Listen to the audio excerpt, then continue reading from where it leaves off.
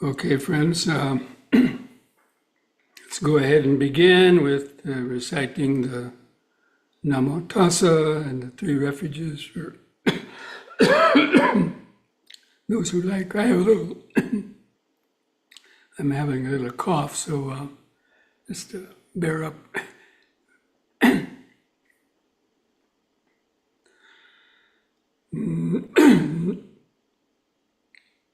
Namo tassa bhagavato arahato samma sambuddhassa.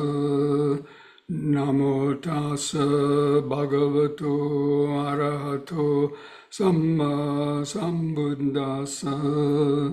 Namo tassa bhagavato arahato samma sambuddhassa.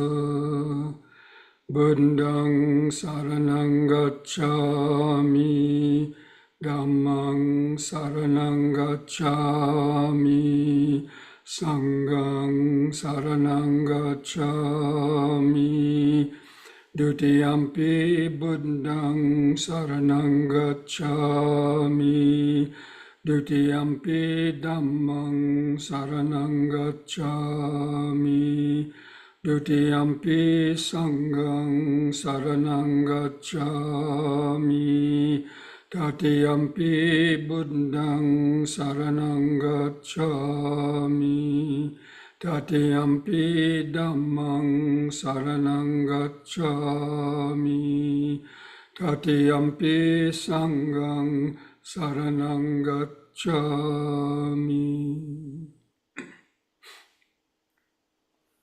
Welcome, friends, to this Wednesday evening Dhamma discussion and meditation practice. So tonight we are continuing to go over the 7 purifications, the 7 stages of purifications that lead to the overcoming of the ignorance and the defilements and culminating in the attainment of the stages of liberation. Now, I hope that most of you had received the latest mailing with the attachment to the article about the 8 insight knowledges. And I hope you had time to read through that, because that's we're going to go over some of that, begin going over that tonight. But just as a recap for those who might not have been with us the last couple of weeks. So we've been going over these stages of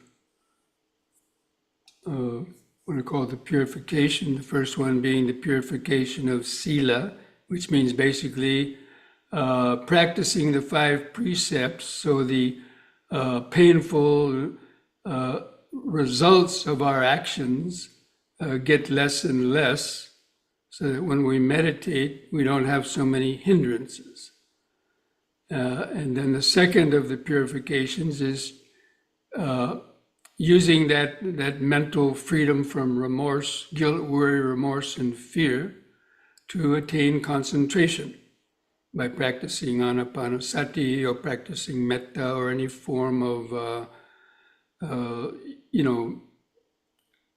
meditation that, using the body or the breathing that helps to develop more concentration, mindfulness and concentration, as we do here each week. So the purification of mind means the 5 hindrances have subsided, so that you attain concentration and the mind is more or less grounded in the present moment without the hindrances of sleepiness or desire, ignorance, restlessness, or anger and so on, these sort of thoughts disturbing our meditation. So that's the function of the practice of concentration, is to minimize or suppress the five hindrances in order to gain that, what is called chitta visuddhi, or purification of mind. Now that's temporary purification of mind as it arises in meditation, for the most part.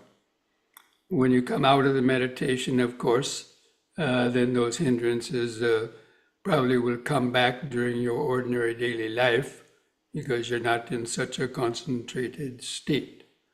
But then, when you sit for meditation or do walking meditation, then for at least some periods of time, if you've gained that kind of concentration,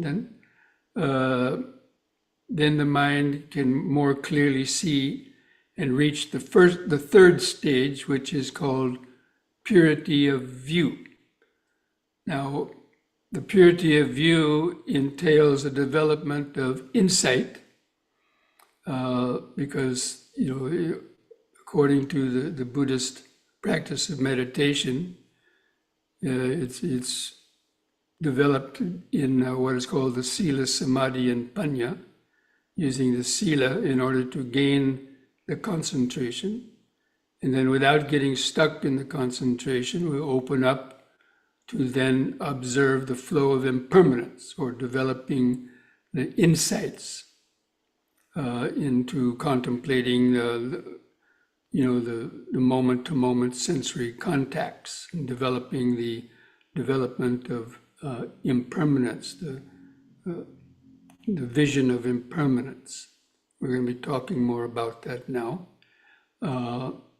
So purification of view basically means understanding that our whole life, or our body-mind experience, is just moments of hearing, seeing, tasting, smelling, touching, and then thinking and reacting to those things.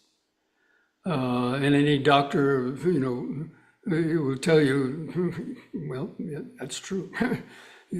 That's all we are. Or just from the moment you wake up in the morning, you're remembering stuff. Oh, I have to go to this. And you're seeing things, hearing things. You trigger off your mental states, and you get caught up in whatever your body is doing during the day. And it's comprised of just all these sequence of moments of hearing, seeing, tasting, smelling, touching, thinking, and reacting to those things. But normally we don't see it that way, of course, because we're caught up in the sense of me and I'm doing those things, and we're caught up in attachments and aversions, and taking sides, and getting distracted, and so on. So, but by attaining the concentration, with all those mental activities subside, the mind becomes more clear, calm and clear, so that you can have a more objective observation to how your body and mind is, what it's doing from moment to moment. And being aware of what kind of thoughts are going through your mind, being aware of what your body is doing, from moment to moment. And that way you can begin to see how the mind gets triggered off by everything that you're seeing, hearing, tasting, smelling, touching, and thinking. It triggers off the accumulated memories and habits that we've been accumulating, our whole life. And basically we're just running off of habits for the most part, and repeating ways that we've learned since childhood, or repeating what you learned as you growing up, and so on. These are just automatic things that go through the mind. So anyway, so the purity of view is understanding the five aggregates, basically, that and the mind is just made up of contact, and then sensory perception, and thinking and reacting. But these states arise and vanish at a very rapid rate. And when the mind is clear, in a calm state, you can more clearly see how quickly everything is changing in our experience. So many sensations are coming through the body, even sounds coming through the mind, and we're always trying to, attach to them or remember them, or react to them, but through the concentration, you're able to not react to them. And so you're able to see how the mind is working in a more objective sort of perception or viewpoint. So that's called the purification of view.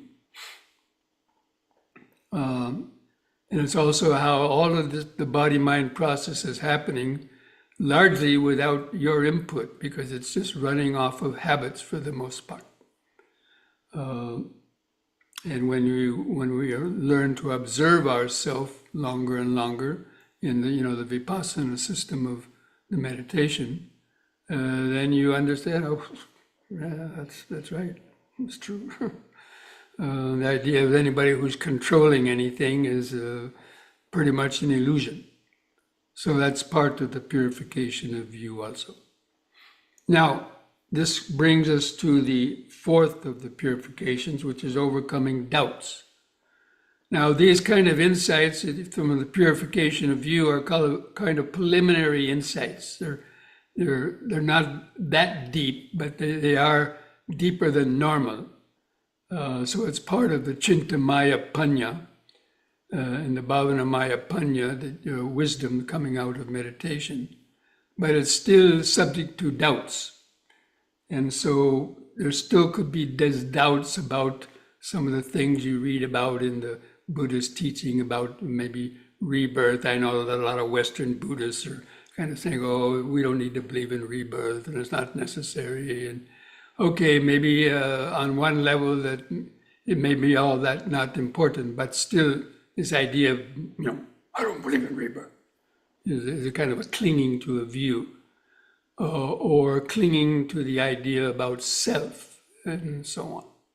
So we still have doubts about it. You hear on one side, you hear that, yes, these things, the Buddha taught about these things, but on the other side, you listen to too much, westernized concepts and so on, and then you start doubting, or certain teachers are starting to, try to doubt some of the Buddha's teaching. And so it brings a lot of confusion into some people's minds.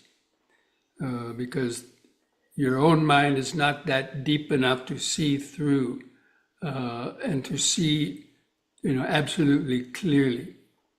So anyway, the overcoming of the doubts just is overcome by practicing more meditation and by especially contemplating the vipassana aspect of the meditation, following the four foundations of mindfulness especially. What they call vipassana meditation is basically just the four foundations of mindfulness. And there might be certain techniques of vipassana that people are talking about, whether Goenka vipassana or Mahasisayadaw vipassana or something else, but all that comes from the four foundations of mindfulness. So anyway, overcoming doubts, it actually only arises with the attainment of stream entry. Now, while you are meditating, whether you're practicing concentration or practicing developing this vipassana moment-to-moment awareness,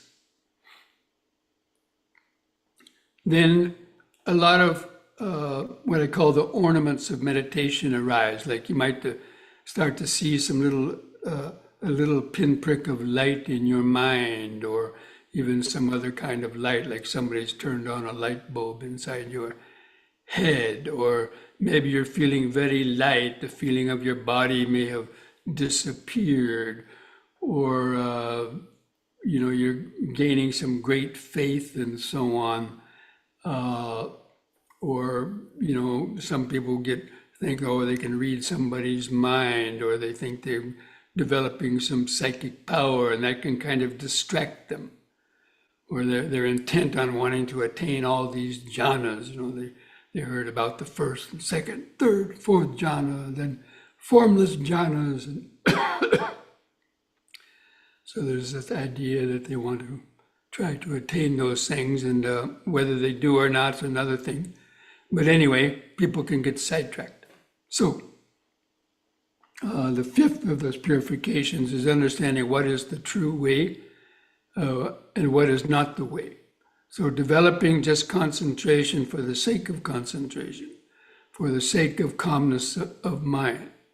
Because there are a lot of people that practice meditation, they gain some calmness of mind, maybe they see a little white light in the mind, they're very peaceful, they're feeling these intense blissful sensations, and it lasts for a couple of hours, and they think, oh, well, that's enough for me. That's it. That's all I need for meditation. Because these days, a lot of people are meditating just for the medical reasons also. So anyway, that is not the way, according to the Buddha, to get stuck on just that form of meditation, but understanding that developing the anicca sanya, developing the moment-to-moment awareness, developing insight into impermanence, and the suffering that comes by clinging to your experiences, and the idea of no self, that there's no absolute owner or controller to your body and mind process, but it's all has come about through conditioning through this life, or even from past lives. So anyway, so that understanding that basically that the Vipassana method, developing insight into impermanence, suffering, and no self, or anicca, dukkha, and anatta, is the way to enlightenment. We're talking about the way to enlightenment, not just the way to gaining concentration and calmness and peace of mind. I mean, people can do that, but for those who want more, the process that leads to liberating the mind from greed, hatred, and delusion, and overcoming the ego, liberating it from the self-created prison that our ego has created for us, and being locked into that web of karma, of cause and effect. We're trying to extract the mind from that. So now this, excuse me, I'm going to drink a little water. See if I can calm that cough.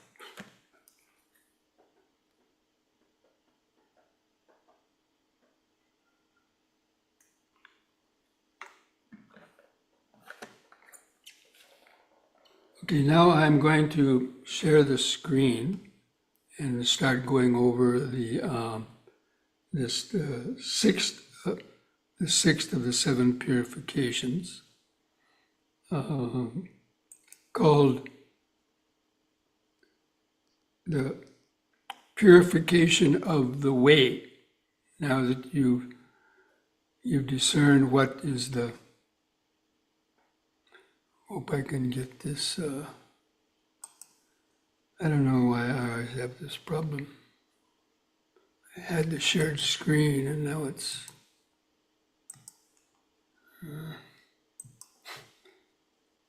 it happens every week, and I'm sorry, I haven't figured out what's going on.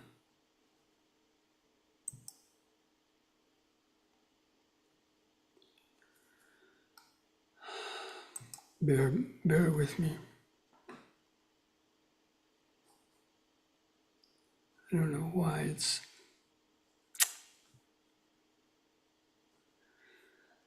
Yeah. Okay, I'm gonna try to get it back.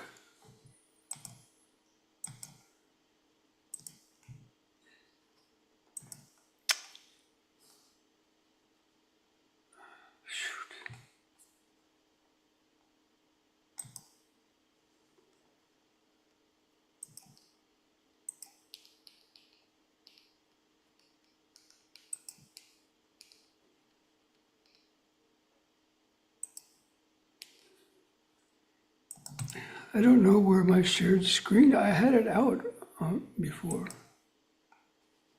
Why is it gone now? Oh, here it is. Okay. Sorry, friends. Even though I've done this many times, some reason, every time it's a little different. Okay, so here, hope you're able to read this screen. So we're now Bhante, going, you need to share screen again. We don't see the screen. you don't see the screen? No. I don't know why this program keeps messing around. I don't know what to do, actually.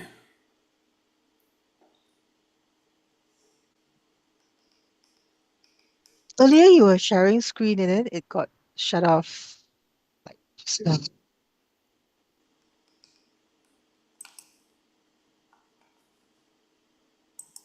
Can you see it now?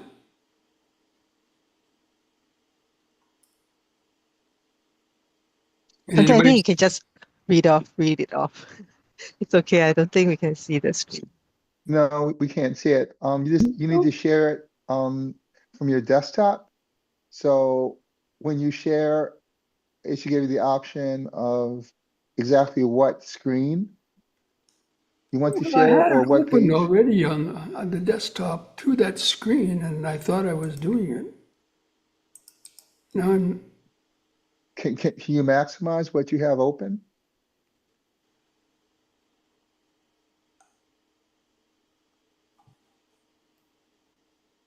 Because we're actually seeing you.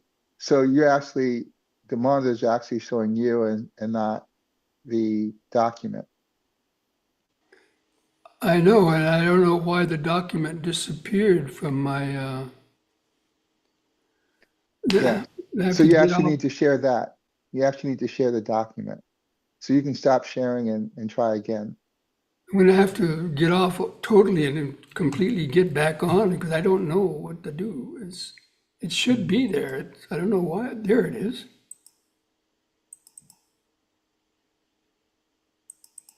There it is. Can you read that now? Yes. Yes, Bhante. Yes, thank you. This thing is really, Congratulations. it's no self, Ausgezeichnet. Okay, so the first insight knowledge, I'm gonna,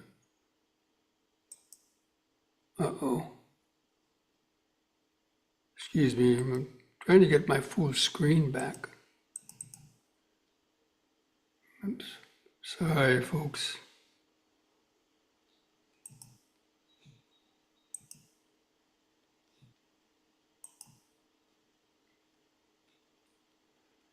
Yeah, this is.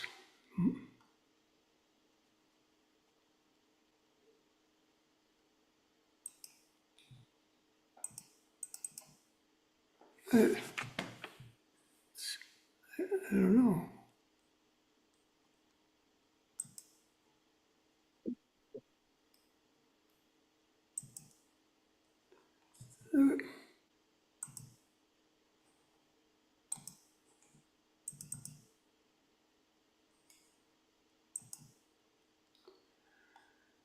Okay, there's the. Okay, the first insight knowledge is called the insight into what I call the knowledge of rise and fall, or I like to use the terms arising and vanishing. Now, this refers to, okay, go back to the beginning, where we tune in after you've gained concentration and the mind is, the wandering thoughts have stopped, then you deliberately pay attention not only to the breathing, but even while you're aware of breathing, you can notice other things coming and going because the mind has become clear. And so you notice how other body sensations, maybe some itch feeling or a heartbeat or a pulse of blood or the sounds are coming and going on in the background. You kind of open up the attention. See, concentration basically closes and narrows the attention down so you're looking at a small space. But in Vipassana, you open up, you let go of that concentration and you open up the lens of awareness to become aware of like the outline of the body, as I always mention in my guided meditations. If you can learn how to feel the outline of the body, then you will start to feel sensations coming from all different places. And you deliberately try to notice how different ones are just coming and going. And then also sounds. And then even your thoughts, you might see an urge or a thought arise, but you don't cling to it. So the concentration has already brought you to that state where the mind is not clinging. So you can observe these other things coming and going without the mind getting carried away by them. So that's called the insight into impermanence. It means the impermanence of the body-mind process, that each material stimulation, like an in-breath, the expanding in-breath, it starts, it lasts for a second or two and stops. And then the mind might think about it. It's aware, oh, I'm breathing in. And then the out-breath starts. Now the out-breath is a different kind of sensation. And then the mind recognizes that this is an out-breath. That's a different kind of thought. And then it changes, another in-breath and another out-breath. And then you feel an itch, itching. Or you feel a pain, or you hear a sound, hearing. And so you start just opening up and developing this awareness of noticing how so many different sensations are coming and going through the senses, but without the mind clinging to them or reacting to them. And so it takes a lot of practice to do that, because it's different from your ordinary idea of concentration. So discerning consciousness as it arises and vanishes. So you have to give special attention to it, because you've been practicing concentration on just the breathing for a long time. So to switch and open up to the flow of impermanence, you have to make a deliberate effort to do that. It may not happen just by itself, although it should. And then you apply the understanding. You're seeing how the five aggregates are arising in each sense experience. You can be able to observe, the form, feeling, perception, volition, and then consciousness. And so you contemplate that.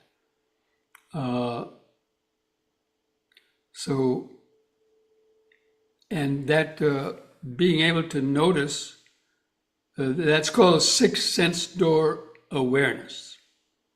So that means you open the mind up to feel the outline of the sitting body. The breathing is going on in the center of the body, but the concentration allows you to be aware. You might hear a sound come and go, just arise and vanish very quickly, maybe 2 or 3 in a row, different sounds. Or even in this voice, each of these syllables is arising and vanishing, but at a very high speed, like thousands of times per second, is how the brain is cognizing sensations and sounds and thoughts. But normally our mind is very dull and we don't see that. And that's because we haven't developed that kind of concentration.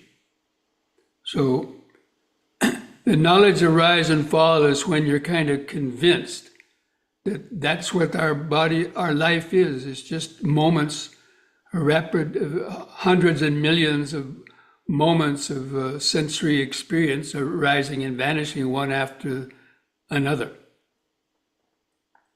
And it's similar to the film, the individual frames of a movie film, an old style movie film, which is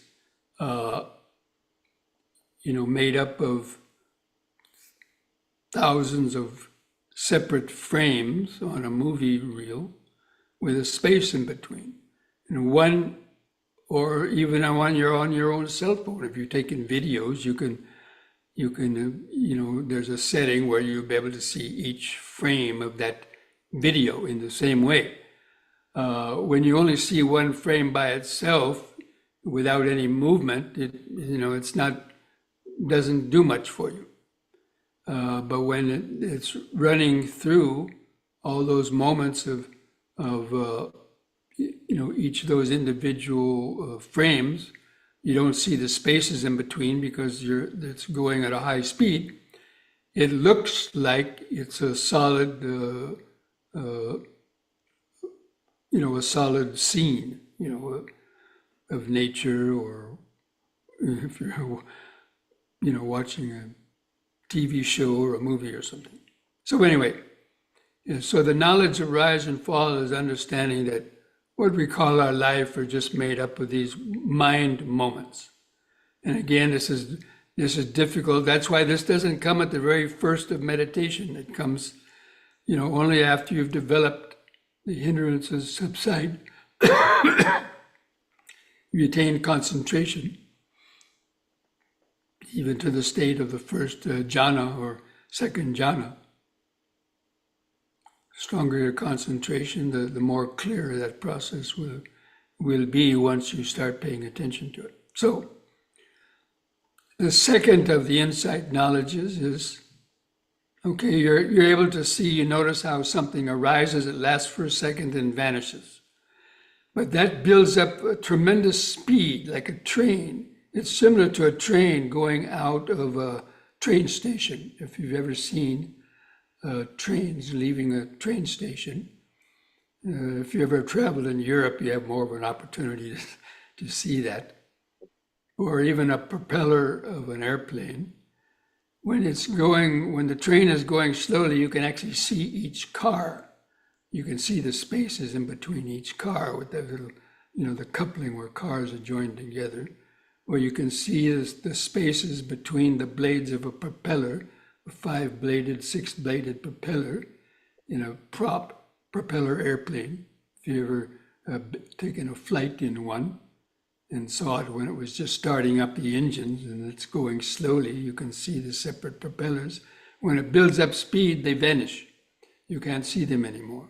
And when the train is going at a speed of 100 miles an hour, you can't really, it's a blur, and you can't see the individual cars anymore. So, and it's just, there's just dissolving so fast, it doesn't even hardly last a second unless you turn your head to watch it go down. But if you're fixed on one point and just watching on one point, the train moving at 100 miles an hour, you're not going to see that. It'll just be a kind of a blur. You won't be able to recognize much. That's called dissolution.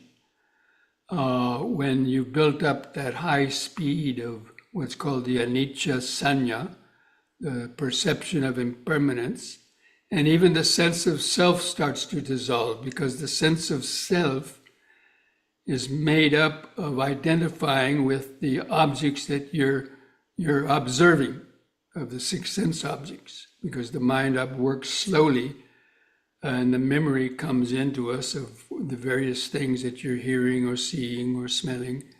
But when you've developed this high speed of perception of impermanence, whether the mind doesn't have time to go to the past and future and bring back our memories of what these objects mean, it's like they disappear.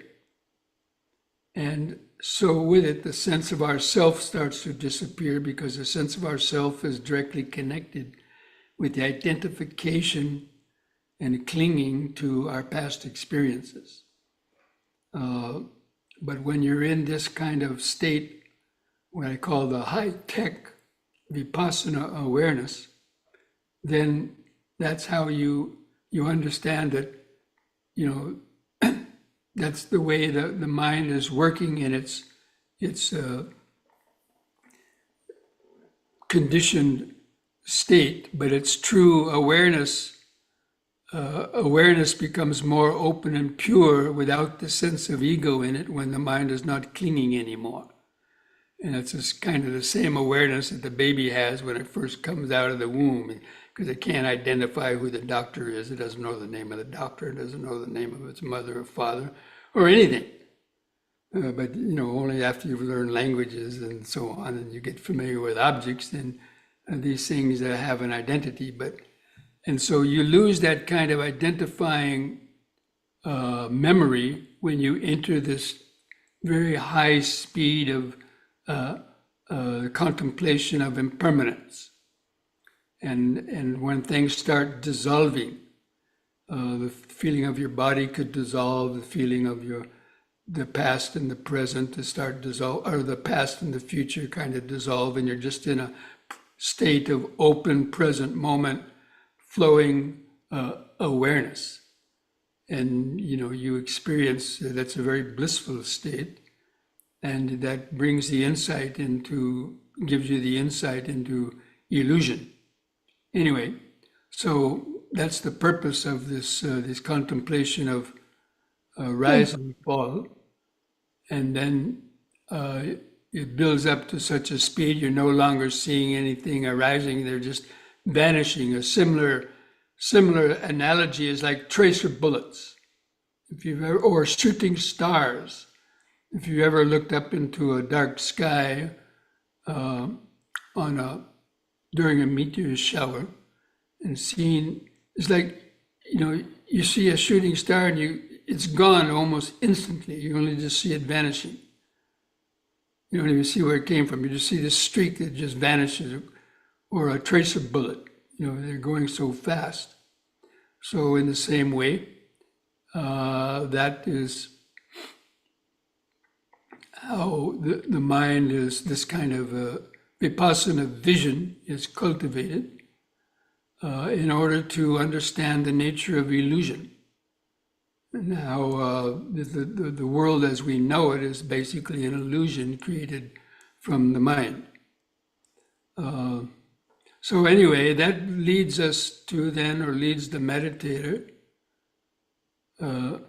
Now you can read this paragraph. While contemplating dissolution in that way, one understands that our life is just the five aggregates arising and ceasing,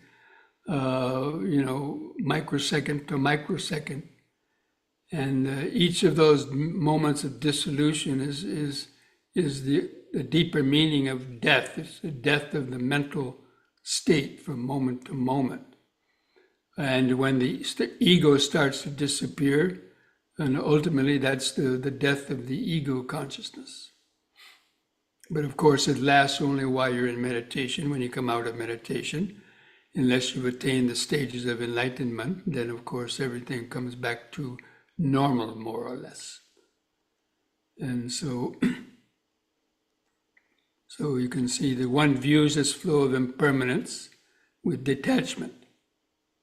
And there's some similes given to that, like you ever roasted sesame seeds and seeing them just kind of, or like bubbles arising from the surface of a pond and then bursting into nothing as soon as they appear. So now the third and fourth insight knowledge is what is called the knowledge of terror and danger. Sometimes it's called the knowledge of fear and the danger. Now,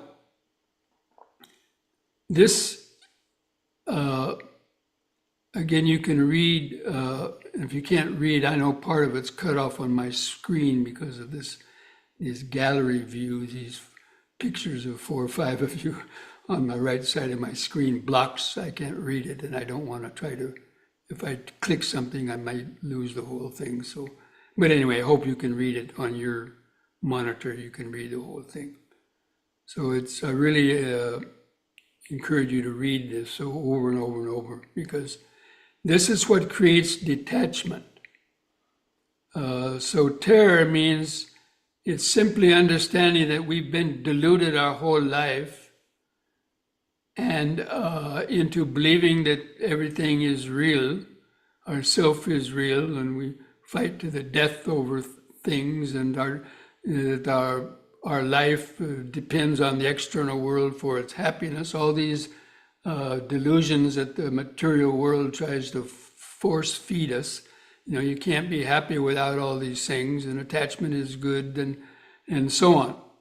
the idea of, of eternal self, and so on. So many different viewpoints. So the terror is the being terrified of being attached to the aggregates, clinging to your pleasant feelings, painful feelings, clinging to your various ideas and so on. You see that none of them, all these various types of attachments and aversions bring their own specific problems. So as you can read here, terror itself does not fear. It's simply the acknowledgement that the mind is just created of recreating the past and projecting the present into the future. Basically, that's what everything we experience, we remember it from the past, then identify it in the present moment, and then project it into the future with either more desire for the object or fear for the object or anger or hatred towards the object. But it's all being recreated within the mind and projected into the future, and it's happening mostly by itself.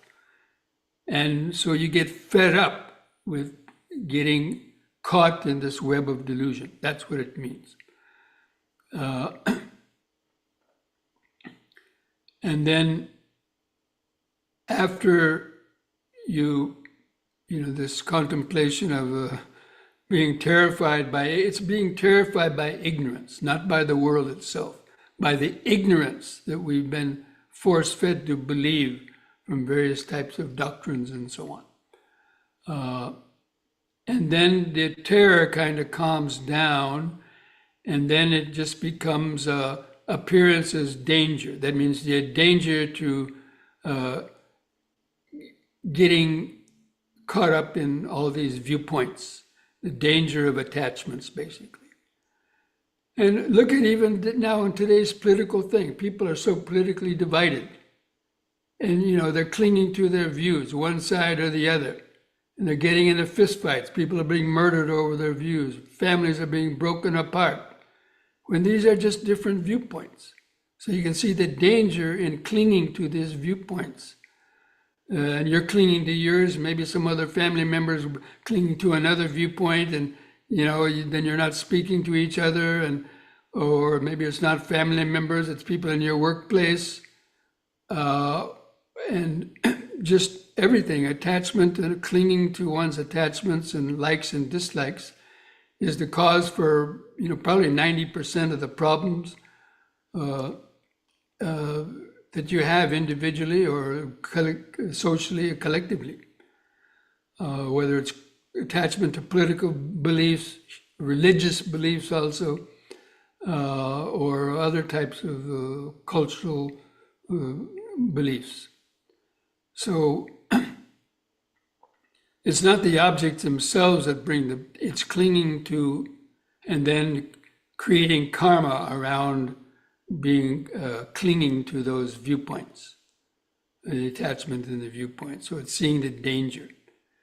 And so you kind of just give them leeway. So there's an example given of, let's say you have a bramble patch, or a part of your property is, full of thorns and brambles and, thorns and so on. And, there's another analogy, excuse me. Let's say some strong people grab a weak person and drag them toward a charcoal pit of fire. So as they're dragging this person to the fire, they're feeling the heat of the fire, and these robbers or people are threatening to throw this person into the charcoal. He would be terrified. He wouldn't. He would be terrified.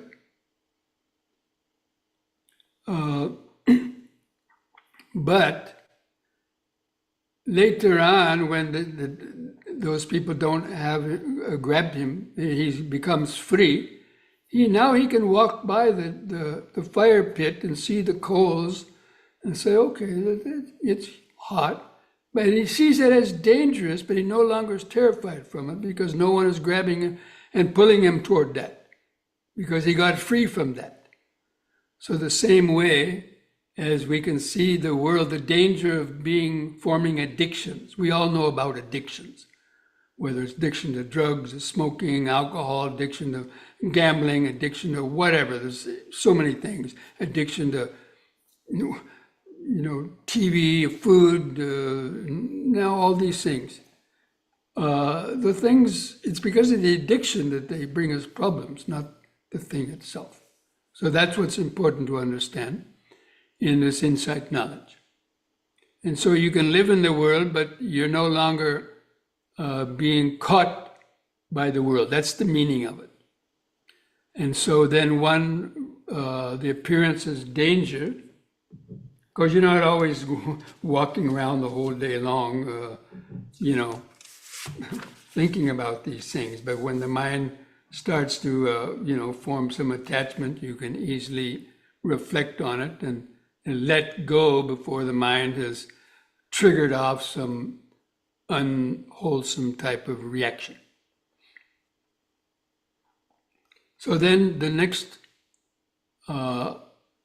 the fifth of these insight knowledges is you become dispassionate. That means you lose the attachment and craving for so many things, because you see the danger in those having all these strong desires. So you have the desire to become free of that web of self-created karma and the entanglement of the mind. That's the meaning of the dispassion.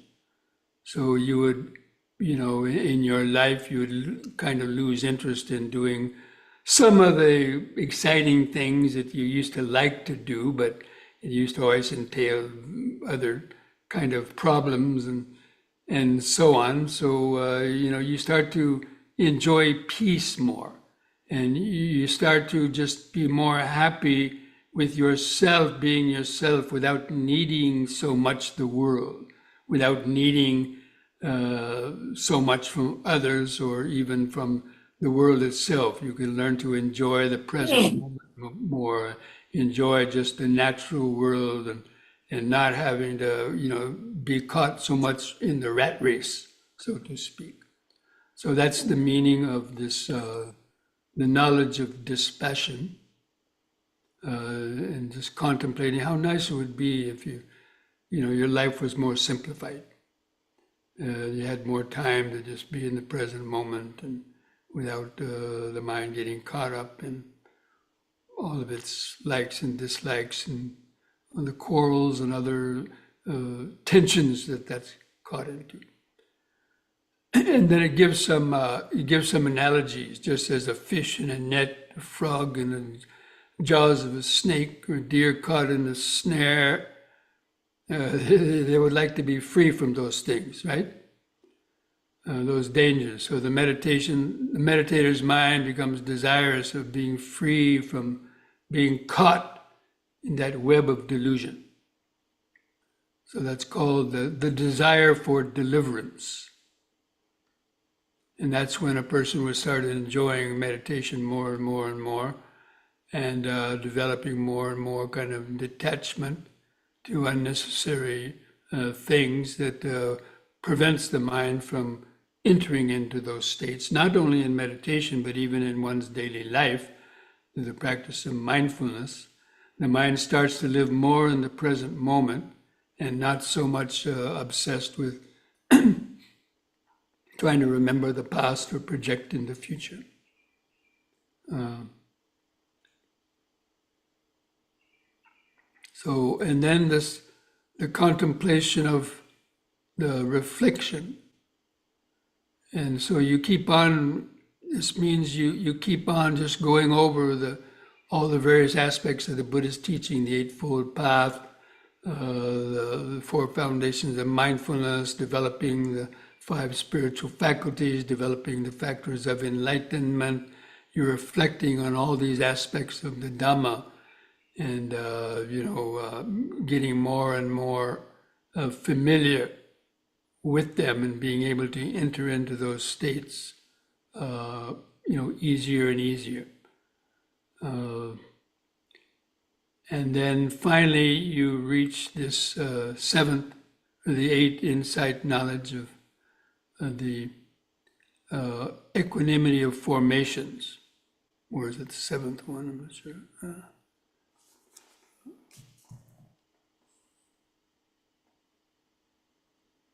The seventh is equanimity. Equanimity of formations. And that's equal to about the fourth jhana. Now, when people doing the vipassana, they can attain the jhanic level of concentration in this form of meditation, although other people will tell you, no, you can't, but it's not true. So the knowledge of equanimity of formations, equanimity arises actually in the third and the fourth jhana. So when a person reaches this level of equanimity, they're in a state equal to that fourth jhana kind of awareness. The mind is not clinging to anything that's coming through the senses and is resting in the present moment. Now, I'm going to stop there. The time got away from me. I'm going to stop here now and see if there's any questions, and we're going to save the rest of this for next week. So I'm going to leave here now and go back to stop sharing, and I'm going to go back to see what's arisen in the chat box.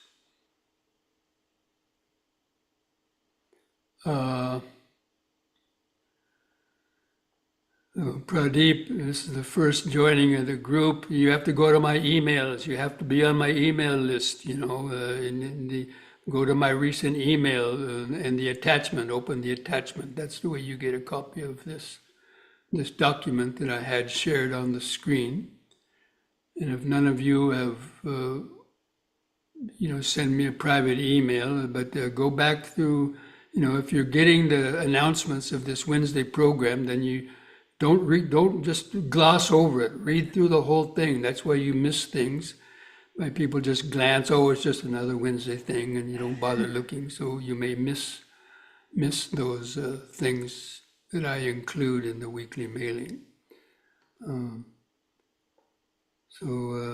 Another chat, Joe Schaefer. I usually get an email each week before the meeting. I think you can reach out to and ask to be added to the email list. Yes, if you're not on that list, then send me an email to info@lionwisdom.org and ask to be put on the list again. I know somehow, for some reason, people have somehow got deleted from the list, and I don't know why that happened, and so on. So if you're not on that, send me an email and ask to be put on that weekly mailing, and I can send you retroactively the one from last week that I have this document on it, so that you would have it for next week.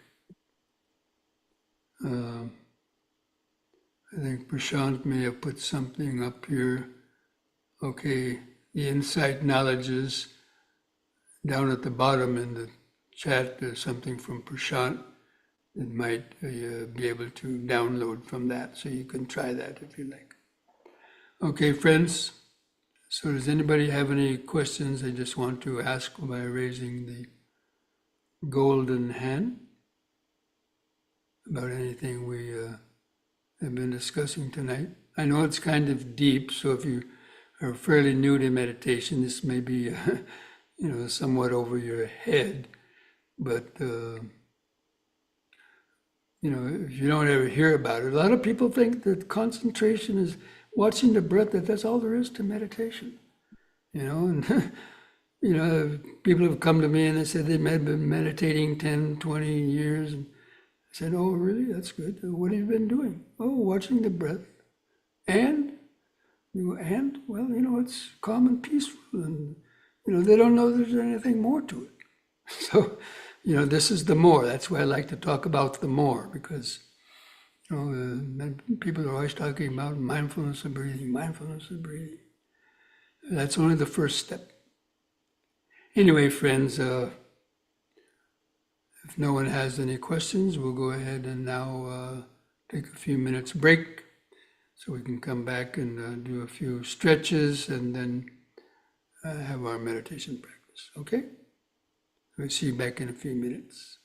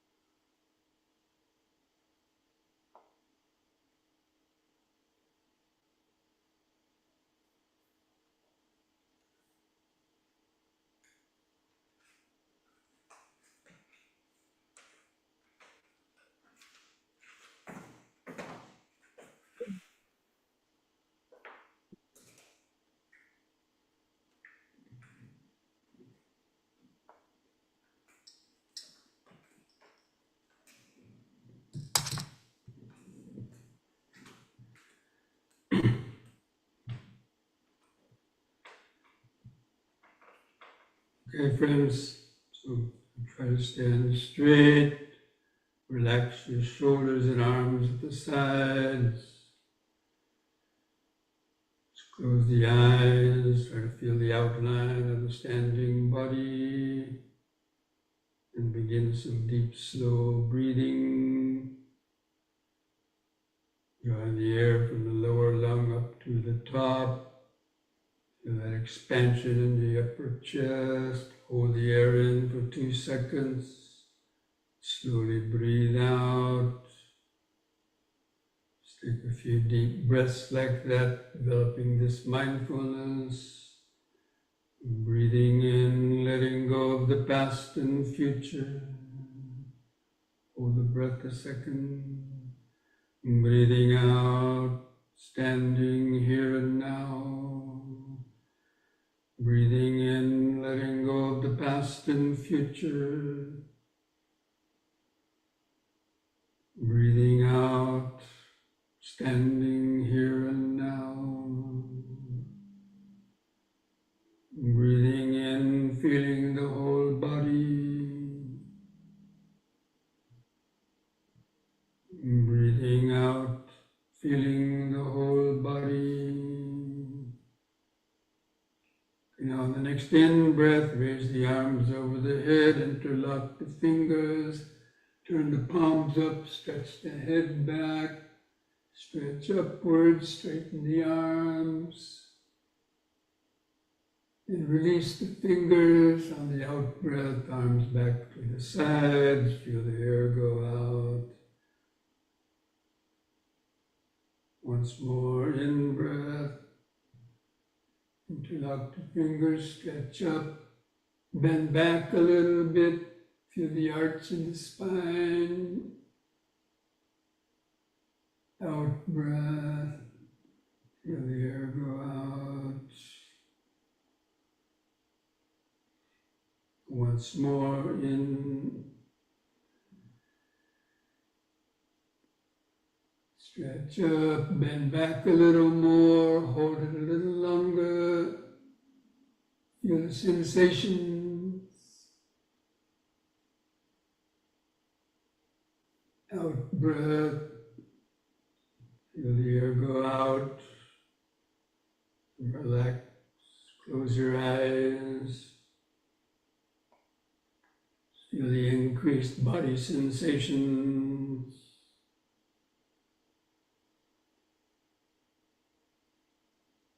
Feel the outline of the standing body.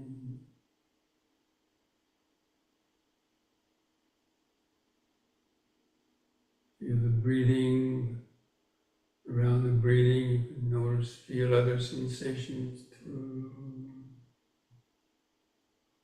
Coming and going. Letting go of your thoughts.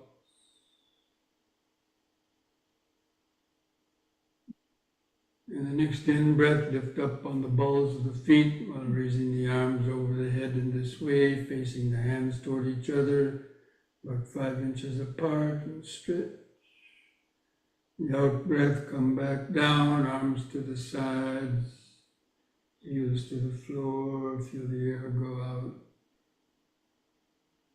The in-breath, use the in-breath to help lift up the body, stretch. Out.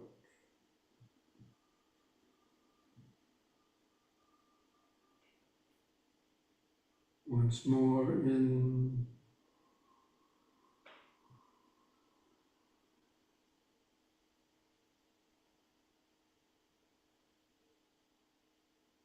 Out.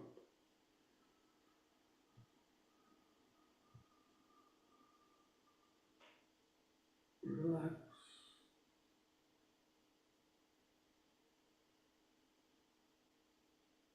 Let your thoughts come and go in the back of the mind.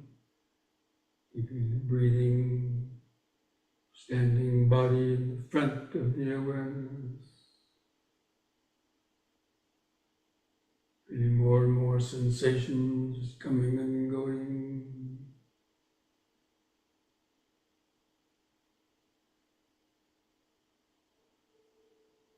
Remember the present moment of standing.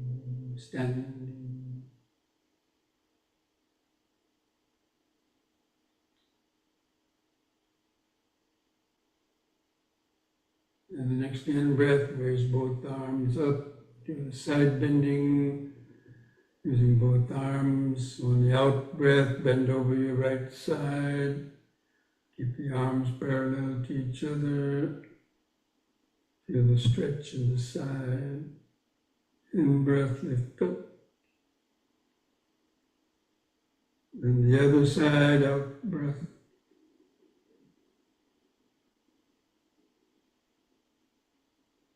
In-breath, out. Again to the right, out breath.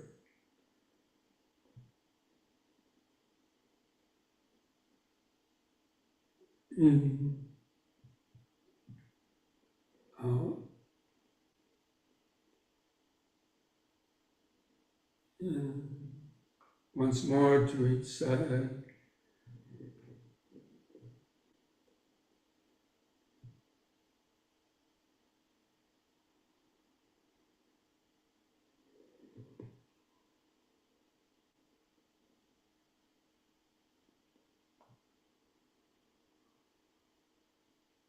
And out breath, lower the arms.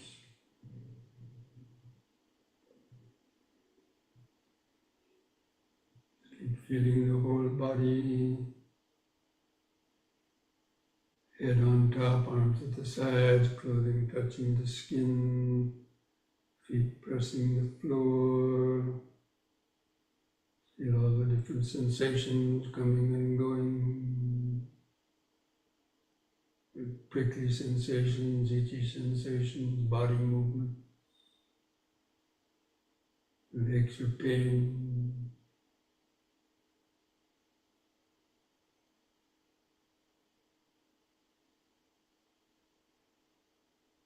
Any thoughts arising in the mind.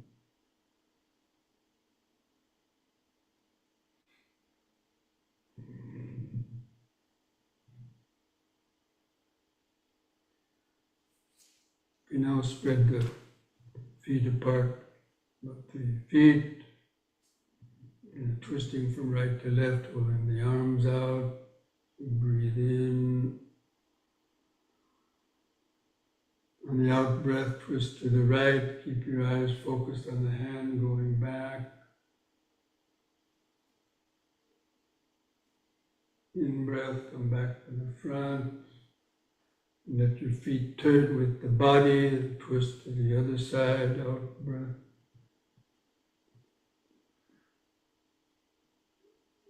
In breath, front. Keep alternating sides with the breathing.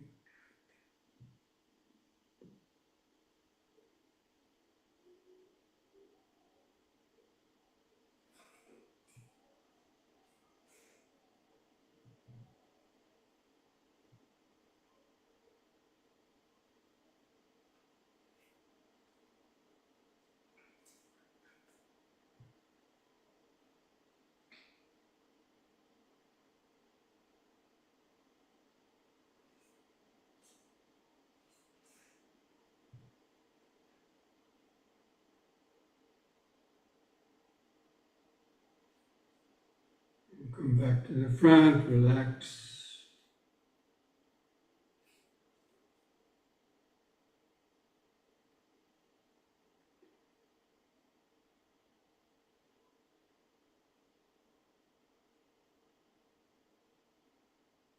Now hold the hands together at the chest. In breath, hands over the head. Out breath, hands to the chest, bend the knees, lower down. And keep the back upright. In breath, push all the way up. Second time, try to come down a little more.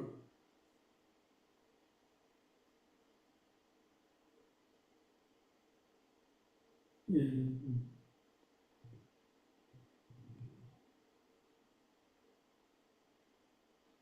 Now,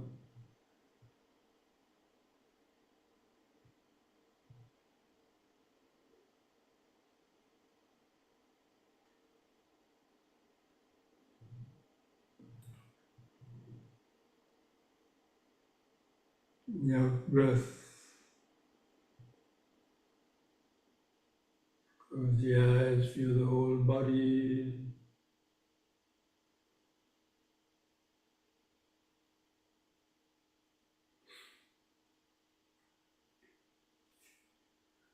Bring the legs and feet back closer together. We'll do this one last exercise. Backward and forward bending, so turn the palms facing outwards so the little fingers touch. Just be careful with the back bend, not to bend back too far the first time. On the in-breath, lift the hands up level to your eyes and spread the arms out to the side as you bend back. On the out-breath, keep the eyes open. In-breath, carefully lift up, keeping the arms out at the sides. And on the out-breath, lower the arms and hands bend downwards. The hands hang down, come down towards your feet. Try to keep the legs straight. Chin lifting up. You turn the palms outward. In breath. Out breath, then back.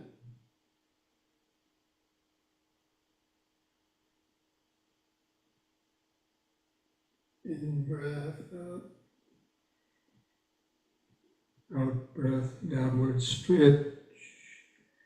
Let the little bones in the lower spine stretch out.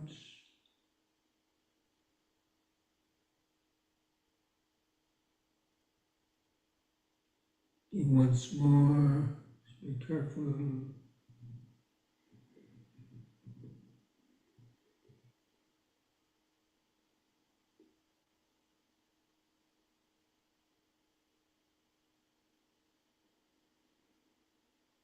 Third time, try to hold the downward stretch longer and keep the legs straight.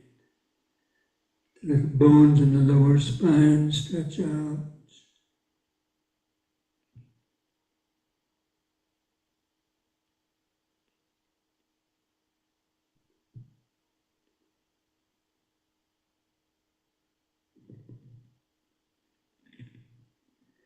And bend the knees a little bit. Lift up. Breathe in, hands together at the chest. Out breath. Feel the whole body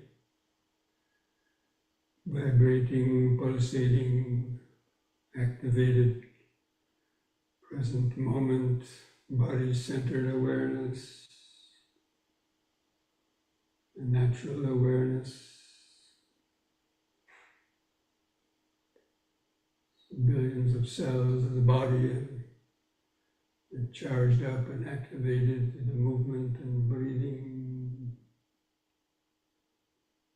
We have many more body sensations use to help develop the perception of impermanence.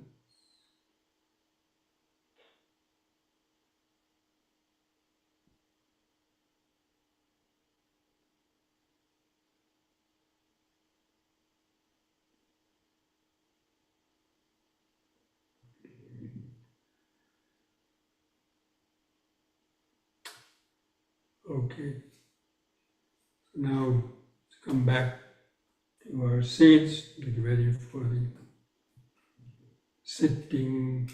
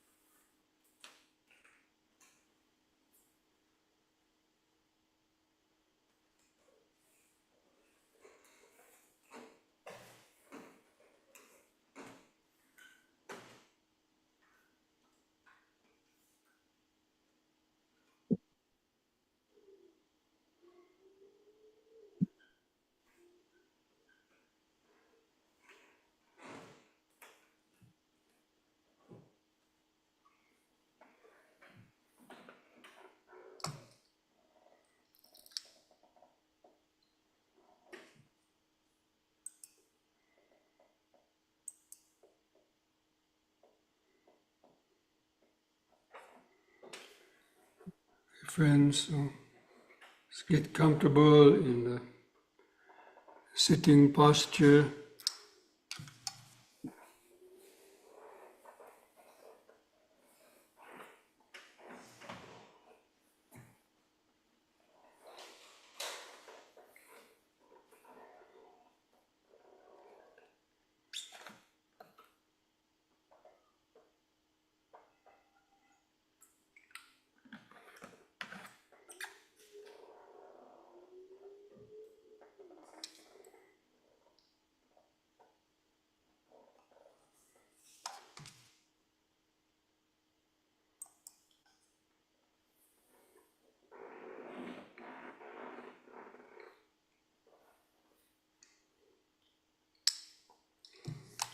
Just align your spine and the back of your head in a straight line. Try to establish the natural inward curve of the lower lumbar spine.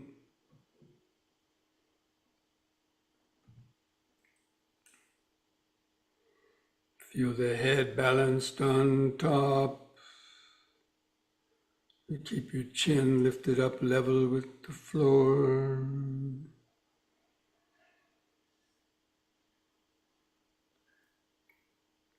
Just try to find that center of gravity of the head and spine over the hip. That tipping point where you could either tip backwards or forward. Just gently close the eyes, just try to mentally feel that straight posture.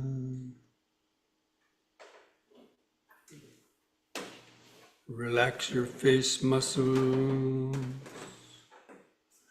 Feel your eyes resting in the socket.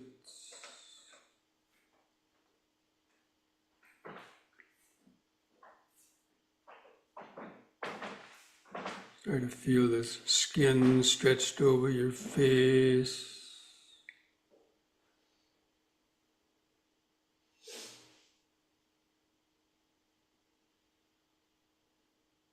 And from that point on the eyes, try to feel the outline of the sitting body.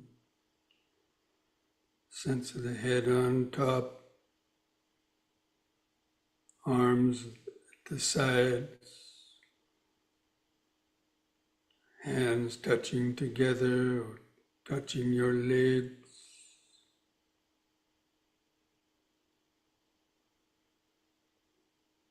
Just feel the clothing touching your skin.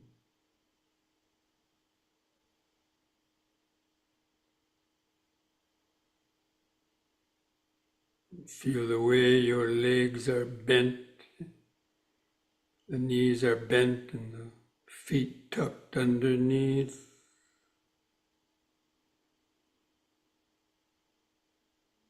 Just try to hold that outline of the sitting body in the mind's eye, the eye of awareness. Then begin some deep, slow breathing as we did during the yoga. 2 or 3 seconds to breathe in, hold the air in for 2 seconds, slowly breathe out. Feel the last bit of air go out of the lungs. It's developing this mindfulness of breathing. Breathing in, letting go of the past and future.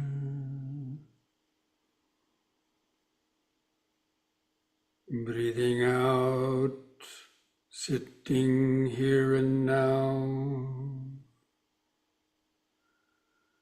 Breathing in, letting go of the past and future.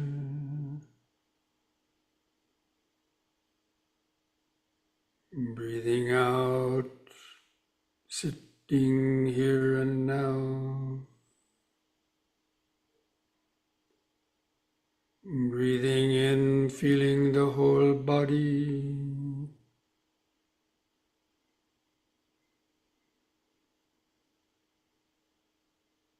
Breathing out, feeling the whole body. Now we're going to try counting the breaths from 1 to 10 to develop a more continuous concentration on the breathing. I'll do the counting for you. Just try to follow that with your breathing and concentration. So with the next expanding in breath, mentally count to 1. Hold the breath a second. And with the contracting out breath, also count to 1. Feel the last bit of air go out. And the next in breath, 2.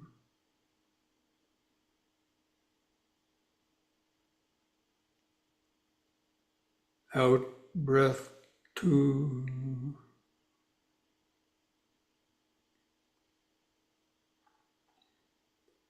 In 3.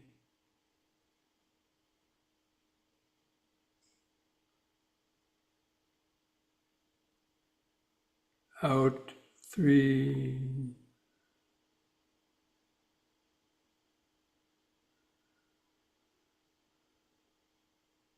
In 4.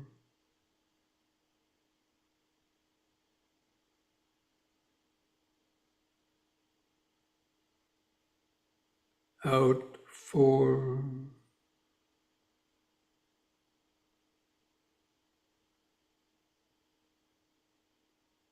In 5.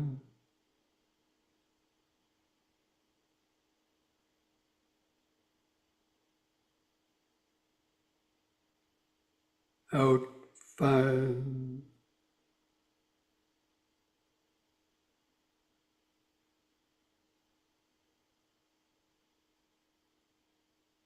In 6.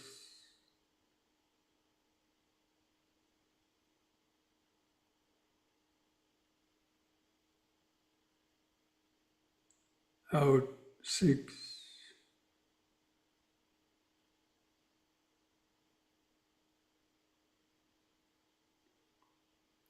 In 7.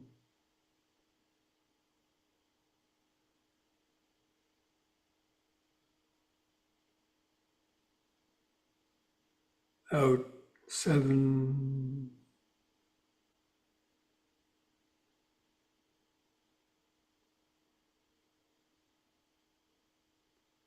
In 8.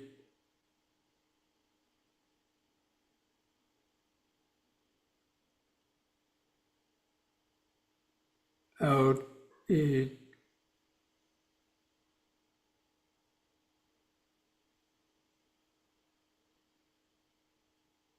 In 9.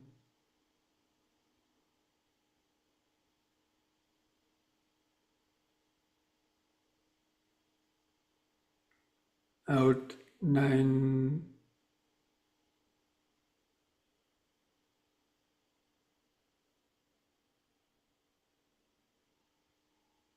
In 10.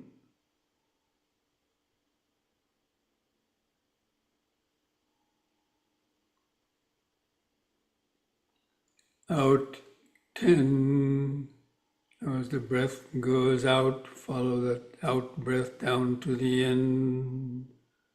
Feel it stop. And just pause there, completely relax. Just allow the breath to come back in under its own power. Don't try to deliberately make it deep or long. Just let the breathing return to its own uncontrolled, shorter, irregular rhythm. But continue to feel it.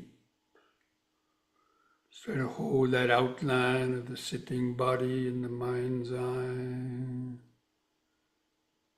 Just feel expanding, contracting movements within that larger sitting body.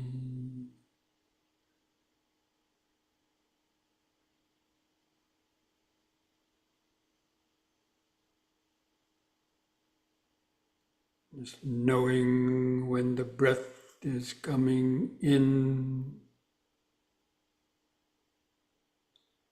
and knowing when the breath is going out. Feel the beginning, the middle, and the end of the in-breath. And the brief pause, and the beginning, the middle, and end of the out-breath. the brief pause. So the in-breath begins, lasts a second, changes. It's the middle, then it stops. The out-breath begins, lasts a second or two, stop.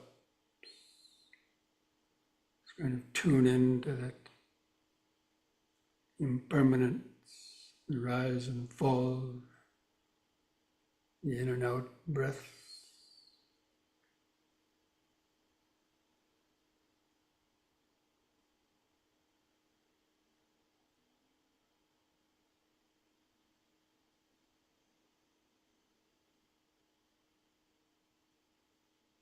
Just letting go of your thoughts. You can sort of hold that outline of the body in the mind's eye, feeling that the breathing process in the middle of that sitting body.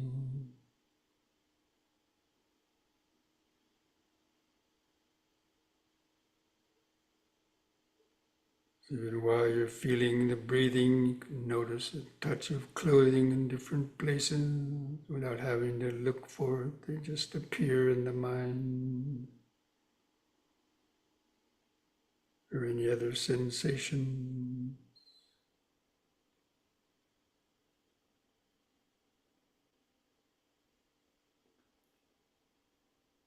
Especially pay attention to how everything is constantly changing, coming and going. In-breath comes and goes, sound comes and goes, and out-breath comes and goes. Feeling of the body comes and goes. Another in-breath comes and goes.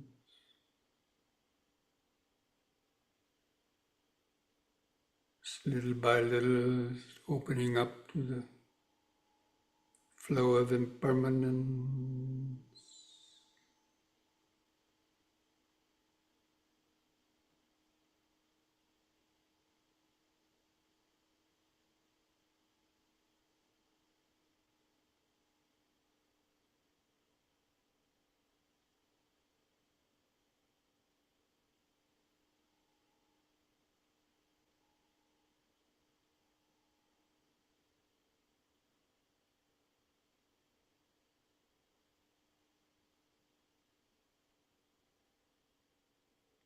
Even within one in-breath, you can notice several different little sensations.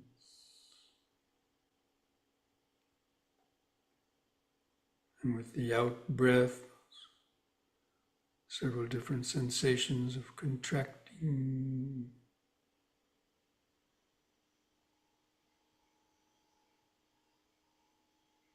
Be like a scientist looking down through a microscope, observing an experiment. Experiment of the impermanence of the breathing sensation. It's constantly changing.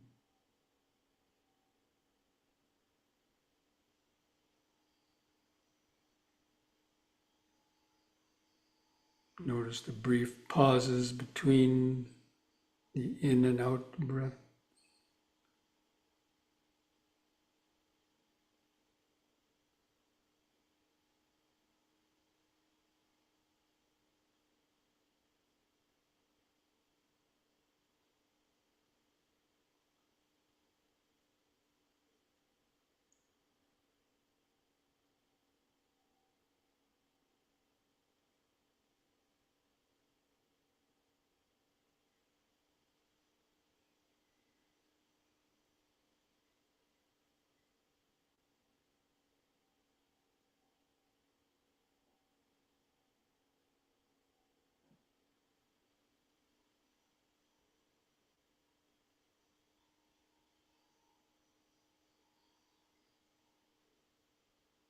At the same time, be alert for thoughts, coming into the mind.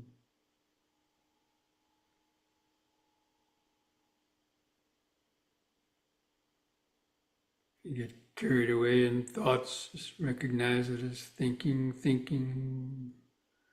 Take a deep, slow breath. Bring the mind back into the breathing body.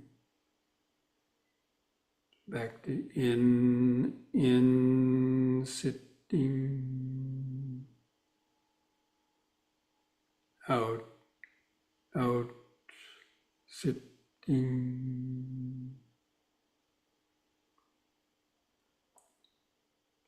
Breath by breath, moment by moment.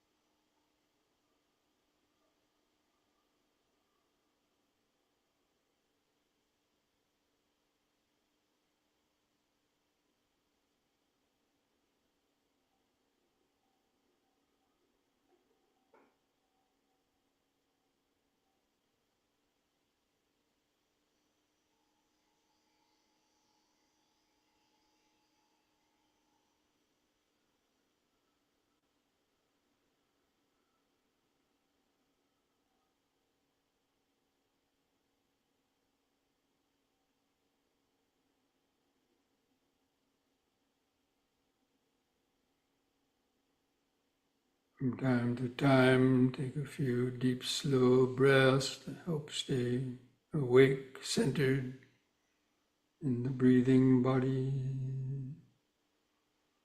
Feeling more different sensations.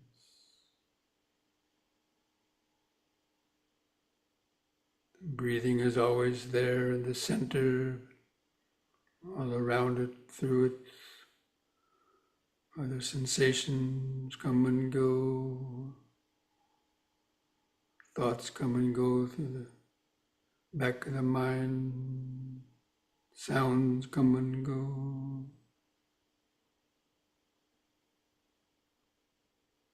That connection to the breathing helps to keep the mind calm and open.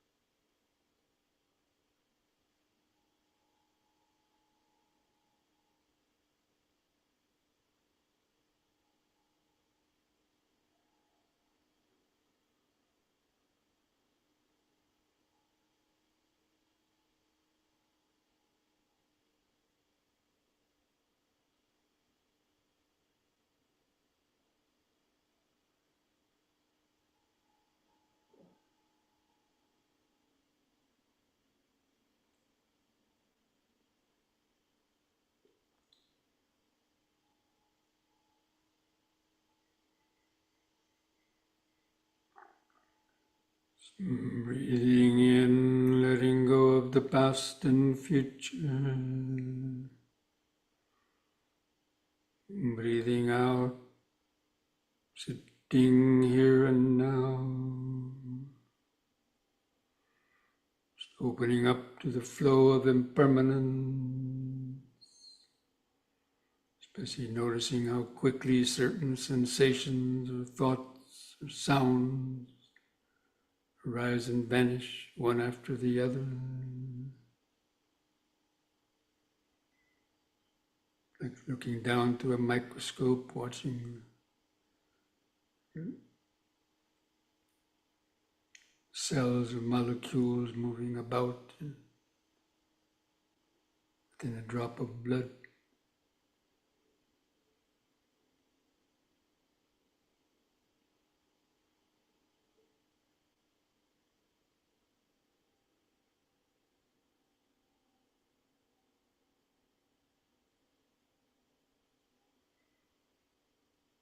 Allowing the awareness to float from moment to moment, from sensation to sound, sensation, sound, thought, without getting stuck.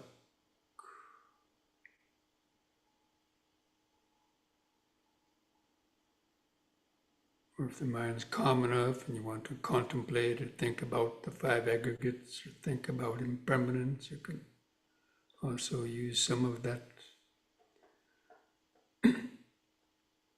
directed thinking to help stay focused and impermanent. Identify the aggregate.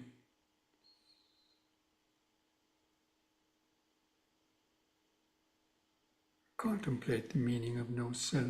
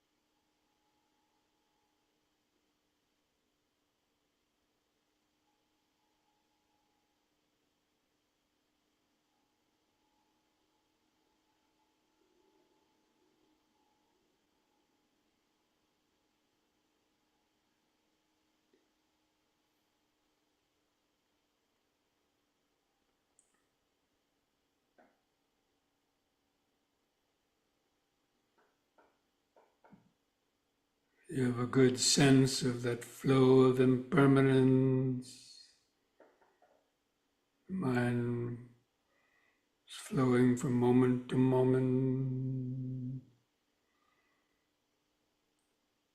Start to become like an empty house with nobody home to answer the call, knocking on the doors and windows. But there's a sensitive microphone in the house that knows but doesn't know. Not think or react.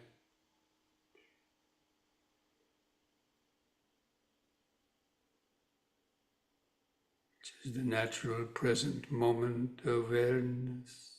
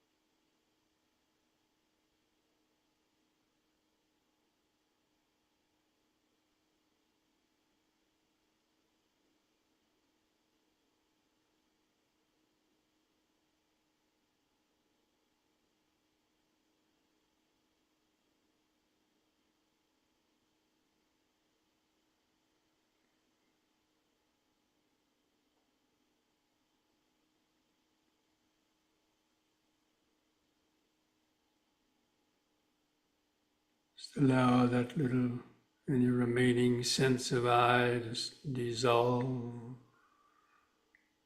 to that vast, expansive awareness. Experience the dissolution.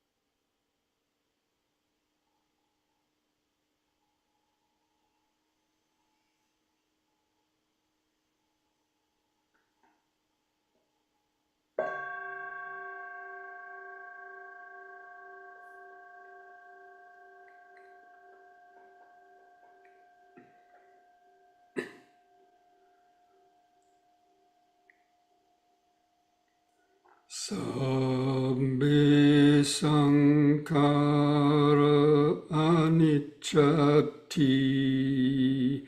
yada panyaya pasati atana bindati dukhe Esamango visuddhya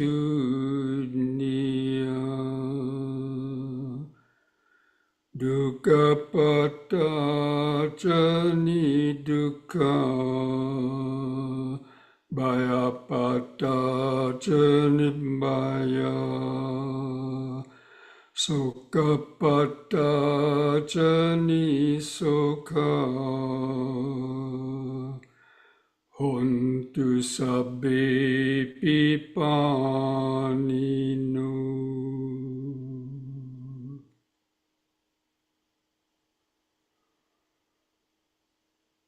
All conditioned things, the five aggregates of this body, mind, and world are impermanent. They arise only to briefly last, then vanish.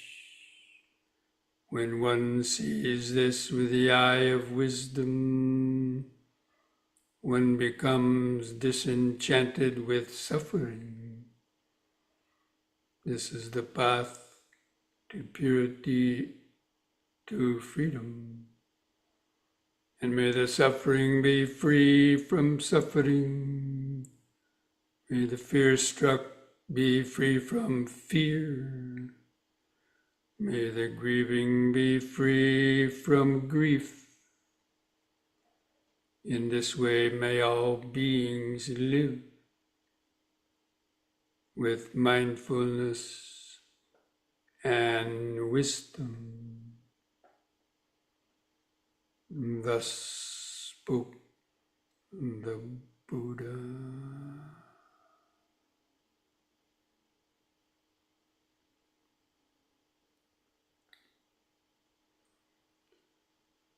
Now I invite you to join in chanting the word sadhu 3 times slowly. We do that chanting on a long out breath to feel those vibrations in the body and mind. So take a deep breath.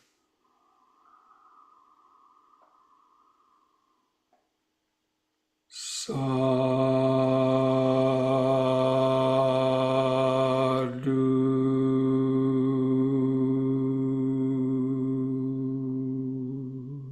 Breathe. Sadhu.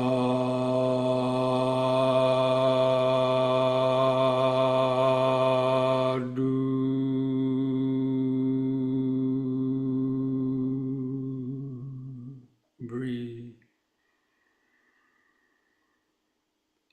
Sadhu.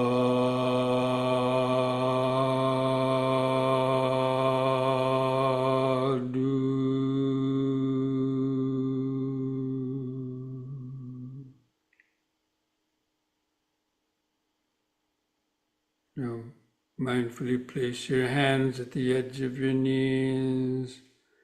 Take one more deep breath as you breathe in. Stretch your head back. Pull the hands on the knees to arch your spine. Look up at the ceiling.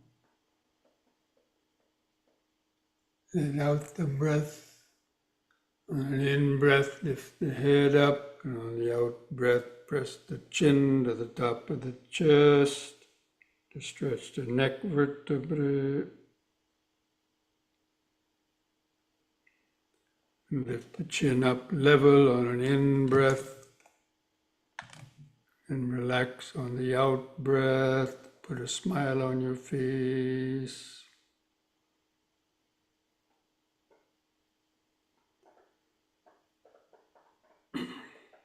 Okay, friends, so I hope you're able to have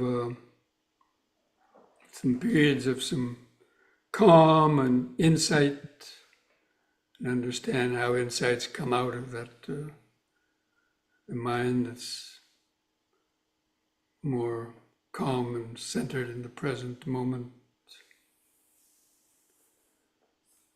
So next week we'll continue on for those who weren't able to have a chance to read that latest attachment that I sent out. Please try to read that and ask any questions about that next week, and we'll try to finish up that teaching. And also during the week in your meditations, just try to contemplate those 7 purifications and see how each one affects the others. You know, the practice of sila helps to gain more concentration. Concentration makes the mind more clear, some insights arising and developing that insight awareness, contemplating how everything constantly changing. Okay? So until then, be well, be safe, be mindful, be wise. Namo Buddhaya. Mindfulness a day keeps dukkha away. Thank you, Bhante. Thank you, Bhante. You're welcome. Thank you, Thank you. Bhante. Sadhu, sadhu, sadhu. Thank you, Thank Bhante. you.